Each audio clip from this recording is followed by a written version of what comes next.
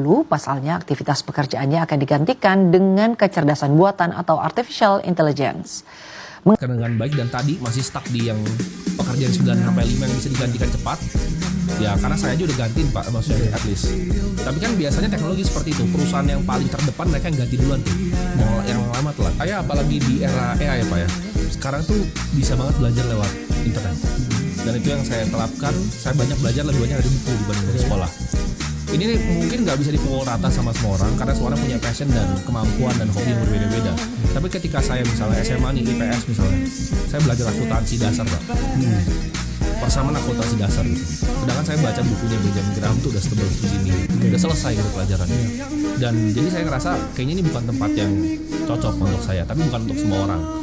Kuliah bisnis nih di Indonesia ya, kuliah bisnis sama nonton semua podcastnya Pak Hermanto, mungkin lebih pintar kan untuk semua podcast Pak Hermanto.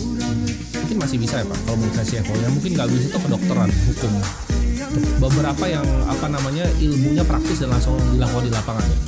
Engineering, dokter, aerospace engineering, masing-masing ada spesialisasi sendiri. Menurut saya kalau misalnya di situ oke.